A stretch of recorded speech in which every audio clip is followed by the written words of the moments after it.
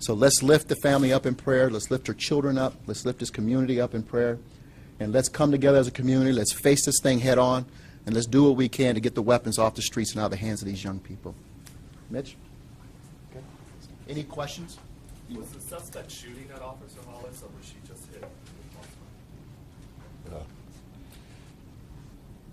We do not believe that's the case, but again, as we had mentioned earlier, this is very much an ongoing investigation, so we don't have a definitive response as it relates to that.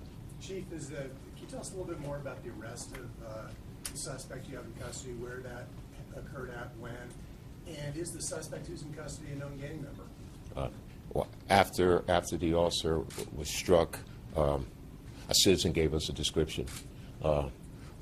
Shortly thereafter, several officers noticed the individual and were able to apprehend him. And it is unknown whether or not he is a gang member. Do you believe that rival gangs were going out in the park last night? Do you believe that there was an outburst of gang activity that led to the shooting?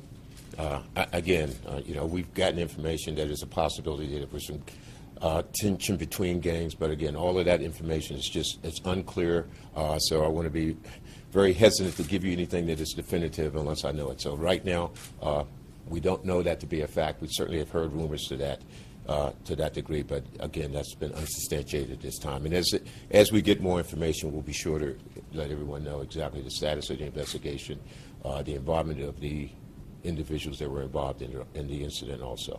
Can you tell us more about the officer? I'm sorry, what was that? Tell us more about the officer. Yeah. She was here in Yeah, 2005. she came from, she was on the Detroit Police Department. She was actually the president of our Black Police Officers Association. I had the opportunity to meet with her and members of that association, like I meet with all the associations on a monthly basis. She was a very pleasant, extremely pleasant, polite officer. She had a phenomenal reputation. She was assigned to the 2nd District under the command of Commander Cowler, who's sitting in the back, well respected by the men and women on the department, well respected by many citizens in the community. As the mayor has stated, she was a single mother of a 14-year-old daughter. I'm sorry, the single mother of a 12-year-old daughter. Is that her only child? She had 7 years on our department also. Chief White, is that the only child? Yes, that's the only child. And so, did this start with somebody firing into a crowd, or No, was there shots before the no. disturbance? The officers received information that there was a disturbance, and they were responding to the disturbance. And apparently, while en route to the disturbance, shots were fired. And shortly thereafter, Officer Hollis was struck. Was she on duty at the time? Yes, she was working. At the festival, we have officers that work on duty and officers that work off duty. She was working in a capacity as an off-duty officer, but she was in uniform and working the festival, jazz festival, in an off-duty capacity.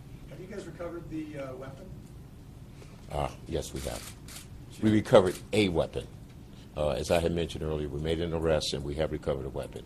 But again, we're still in the process of corroborating all the facts and making sure that that weapon was in fact the weapon that was used. So Mr. Oliver had a weapon on him when you arrested him? Yes, he did. Is he from Denver, Chief? That I don't know. Did you say you thought that he had fired indiscriminately or at her in particular? No, I don't believe he fired at her in particular. Has there been a history of violence at the Jazz Festival? Could you talk a little bit about that? Has there been a what? A history of violence at the Jazz Festival, and how many calls? No, there's been some skirmishes there over the course of the last couple of years, but certainly nothing to this magnitude. Let me just add to that. This event has grown in popularity since its inception.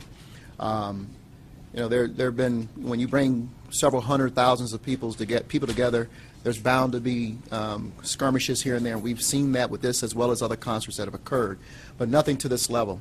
And at this point, we'll take a look at all the events, but we want to continue to encourage patrons of this jazz festival. And we'll do everything we can to make people feel safe, know that they're safe. But this is something that is very much a part of our city, our great city. And we're going to move forward. We're not going to allow a few folks who decide to make some very bad decisions to condemn this event that is very much a part of the culture of this great city of ours. And so we're going to encourage that it continues going. We'll work with the police department and the organizers to make sure that folks can come, feel safe, enjoy what I think has become a very big part of Denver's fabric during the summer months. Mayor Hancock, some people I know, a lot of people I know go to that Jazz Festival, and there was, somebody I talked to today was saying, I don't want to go back, I'd be Right. scared. And what do you tell people that feel scared to go there? Well, you know what? Again, I believe it's a safe event. My wife and daughter were there last night. Had I felt better, I would have been there last night. And so the realities are, I want to invite folks to come out. I'm going to do everything to be there at the next event to prove to folks that this is a safe place and that our officers, as well as the rest of the community, will do whatever we can to make this a safe, enjoyable event for the entire city to enjoy.